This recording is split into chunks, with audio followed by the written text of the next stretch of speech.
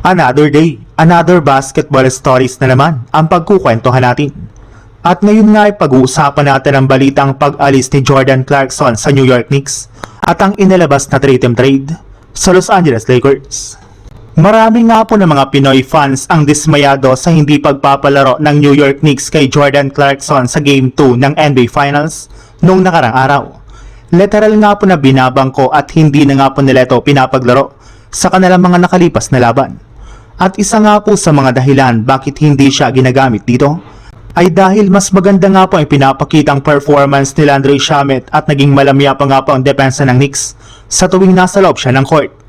And since nga po hindi maganda ang trato ng New York Knicks kay Jordan Clarkson, ay kahit man nga po magkampiyon pa ang kanilang team ngayong season ay wala na rin naman nga po itong balak na manatili at bumalik sa kanilang lineup sa susunod na season.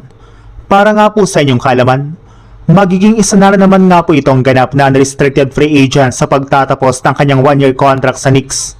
Kaya lilipat na lang naman nga po ito ng ibang team sa free agency market na makapagbibigay sa kanya ng mas malaking playing time para maipakita nito ang kanyang tunay na talento kumpara sa Knicks na binabangkulang siya sa kanilang mga laban. Sa ibang balita naman, wala na nga po talagang balak pa ang Lakers na panatilihin sa kanilang lineup ang kanilang starting center na si DeAndre Ayton.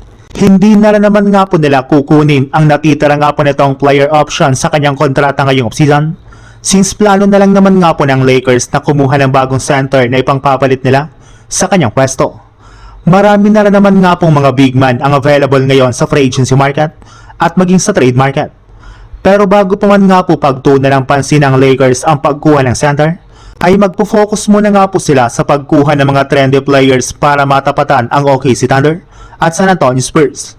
At magagawa nga po nila iyan sa isang 3-team trade kasama mga teams ng Clippers at Dallas Mavericks. Bali dito nga po ay makukuha ng Clippers sina Rui Hachimura at 2028 pick swap. Kuha naman nga po dito ng Mavericks sina Jared Vanderbilt at 2032 first round pick na isang top 8 protected via Lakers. Habang Lakers naman ay masusungkit sina PJ Washington, Derek Jones Jr. at si Isaiah Jackson.